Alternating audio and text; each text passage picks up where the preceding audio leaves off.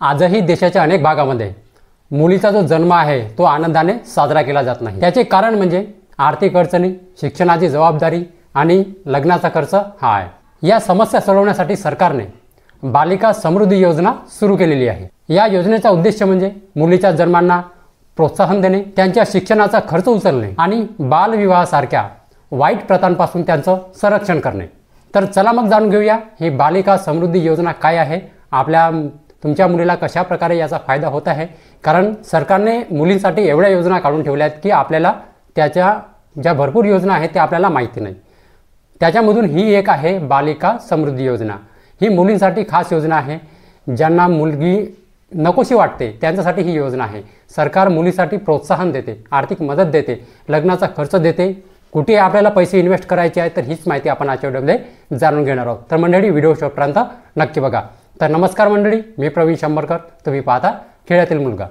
बालिका समृद्धी योजना या योजनेअंतर्गत गरीब कुटुंबातील मुलींना मुलीच्या जन्मापासून ते 10वीच्या शिक्षणापर्यंत त्या मुलींना आर्थिक मदत मिळते। मुलगी जन्माला येताच त्या कुटुंबाला 500 रुपयांची जे एक रकमी रक्कम आहे ते दिली जाते। त्यानंतर दरवर्षी वर्गानुसार 300 ते 1000 रुपयापर्यंतची जे शिष्यवृत्ती आहे ते थेट मुलीच्या बँक खात्यामध्ये किंवा पोस्ट ऑफिस खात्यामध्ये ती जमा केली जाते। विशेष म्हणजे जर मुलीचे लग्न 18 वर्षाचा आज झाले नाही तर 18 वर्षाच्या वयात तिला मॅच्युरिटी म्हणजे जे पैसे काढण्याचा अधिकार आहे तो तिला मिळतो। ही जी रक्कम आहे तिच्या अभ्यासासाठी किंवा कोणत्याही महत्त्वाच्या त्या मुलीच्या महत्त्वाच्या कामासाठी ही वापरली जाते। आता या बालिका समृद्धी योजनेचे अंतर्गत जे काही फायदे आहेत ते बघा।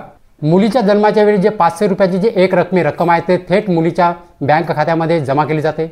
1ली ते 10वी पर्यंत 300 ते 1000 रुपयांची जे शिष्यवृत्ती आहे, एक रकमी जे शिष्यवृत्ती आहे ते दिली जाते।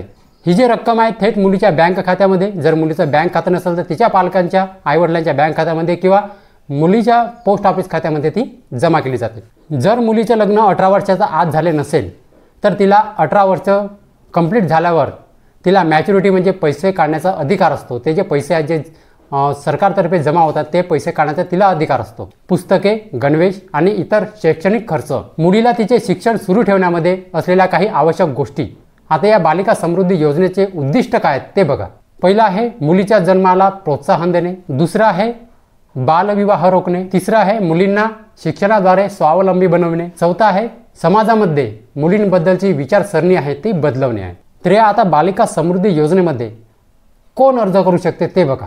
पहिला आहे दारिद्र्य रेषेखालील कुटुंबे, म्हणजे ज्यांच्याकडे BPL रेशन कार्ड आहे, BPL केशरी, ते दारिद्र्य रेषेखालील कुटुंबे ज्यांना BPL म्हणतो रेशन कार्ड ते। आणि महत्त्वाचं म्हणजे जे मुलीचं वय आहे ते 18 वर्षापेक्षा कमी असायला हवं आहे। आणि तिसरं म्हणजे महत्त्वाचं त्या मुलीच्या कुटुंबाकडे मुलीचं जन्म प्रमाणपत्र असणे आवश्यक आहे। आता या बालिका समृद्धी योजनेमध्ये अर्ज करण्याची प्रक्रिया काय आहे ते बघा।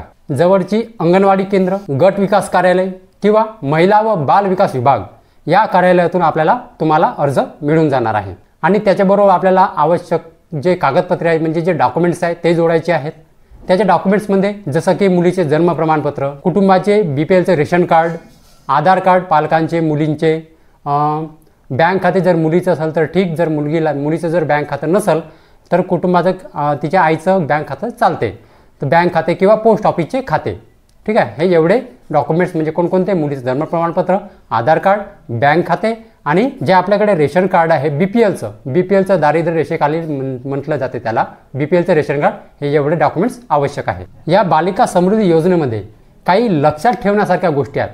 त्या गोष्टी म्हणजे ही जी बालिका समृद्धी योजना आहे ही फक्त पहिल्या 2 मुलींसाठी लागू आहे। आणि दुसरी गोष्ट म्हणजे जर मुलीचे लग्न 18 वर्षापूर्वी झाले असेल, म्हणजे 17व्या वयात झाले असेल, 16व्या वयात झाले असेल तर तिला जे मॅच्युरिटी बेनिफिट आहे ते मिळणार नाही। एवढं लक्षात ठेवायचं, म्हणजे 18 वर्षापूर्वी जर मुलीचं लग्न झालं असेल तर तिला मॅच्युरिटी बेनिफिट मिळणार नाही, एवढं लक्षात ठेवा या बालिका समृद्धी योजनेमध्ये। आणि जी फॉर्ममध्ये दिलेली माहिती आहे ती आपल्याला अचूक भरायची आहे आणि बरोबर भरायची आहे। तर आपल्या भारतामध्ये, आपल्या महाराष्ट्रामध्ये मुलींसाठी एवढ्या योजना आहेत, सरकारने काढून ठेवलेल्या एवढ्या योजना आहेत, त्यातून आपल्याला अर्ध्या पण योजना माहिती नाही। मुलींसाठी भरपूर योजना आहेत। कशासाठी? मुलींचा जन्मदर वाढवण्यासाठी, मुलींचे मृत्यूदर कमी करण्यासाठी, मुलीच्या शिक्षणाला प्रोत्साहन देण्यासाठी। मुलासाठी नाही आहेत पण मुलीसाठी भरपूर आहेत। कारण मुलगा जो आहे कोणत्याही कुटुंबाला हवा असतो, कारण तो आपल्या कुटुंबाला पुढे नेण्याचा वारीस असतो। आपला आडनाव म्हणजे आपलं जे कुटुंबाचं आडनाव आहे तो मुलगाच तो समोर नेतो। पण मुलगी कसं, मुलगी जन्मली की ते दुसऱ्याचं धन असते, दुसऱ्याचं आडनाव तिला मिळते लग्न झाल्यानंतर. तर आपण म्हणून जे मुलगी आहे ते नकोशी वाटतो, पण तसं नाही. मुलगी एक तरी मुलगी सगळ्या कुटुंबामध्ये असावी. मला पण मुलगी आहे, एक मुलगा आहे, एक मुलगी आहे. मला जर दोनही मुलं झाले असते तर मला चांगलं नसतं वाटतं. पण मला पहिला मुलगा झाला आणि दुसरी मुलगी झाली. मुलगी झाली एवढी खुशी झाली, एवढं मला म्हणजे एवढं चांगलं वाटलं की नाही बा, एक तरी मुलगी आपल्या घरामध्ये असणे आवश्यक आहे. कारण मला बहीण नाही, आम्ही फक्त दोघंच भाऊ. मला बहीण होती पण ते मरण पावले लहानपणीच. तर आम्ही फक्त दोघंच भाऊ. मला बहिणीचा कधीच जे साया म्हणते म्हणजे बहिणीचं प्रेम काय आहे ते मला कधी कळलं नाही. आणि कसं आहे, आता मला मुलगी झाली. आता माझ्या मुलाला म्हणजे मला मुलगा आहे, मुलगी आहे, ते दोघं बहीण भाऊ एवढे धिंगा करतात घरी, मस्त्याखोर आहेत, भरपूर मस्त्याखोर आहेत. पण मला मुलगी झाली एवढी खुशी आहे. अरे मुलगी एक नाही, एक मुलगी आपल्याला असायला हवी. मुलाबरोबर एक मुलगी असायलाच हवी. मुलीनंच जे कुटुंब आहे ते भरून दिसतं. मुलगा असल्याशिवाय मुलगा आईबाबाला बुड्या म्हातारपणी पोचते नाही पोचत माहीत नाही, पण मुलगी जरूर पोचल, एवढं लक्षात ठेवा. म्हणून मुलगी असणं आवश्यक आहे, एवढं लक्षात ठेवा. कारण मुलगी जर नसेल तर तुमचा जे आयुष्याला काही फायदा नाही. तुम्हाला मुलगी असणे आवश्यक आहे, एक तरी मुलगी ठेवा. ठीक आहे. तर ही होती बालिका समृद्धी योजनेचे फायदे आणि आपल्याला अर्ज प्रक्रिया. तुम्हाला अर्ज जे आहे तुमच्या जिल्ह्यामध्ये महिला व बाल विकास विभागामध्ये किंवा तुमच्या तहसील जे आहे त्याचे पंचायत समितीमध्ये किंवा पोस्ट ऑफिसमध्ये हे जे आहे किंवा अंगणवाडी केंद्रामध्ये हे जे आहे याचा फॉर्म बालिका समृद्धी योजनेचा मिळून जाणार आहे. सगळ्यात सोपं म्हणजे अंगणवाडी केंद्रामध्ये या बालिका समृद्धी योजनेबद्दल विचारा, फॉर्म भरा. ठीक आहे. तर मंडळी हीच होती आजची माहिती. तर मंडळी माहिती जर समजली असेल आणि जर व्हिडिओ आवडला असेल तर व्हिडिओला एक लाईक करून माझ्या चॅनलला सबस्क्राईब करायला विसरू नका. तर चला मंडळी, अशीच नवनवीन माहिती आणि योजनाबद्दल माहिती घेऊन भेटूया आपण उद्याला. जय हिंद, जय महाराष्ट्र.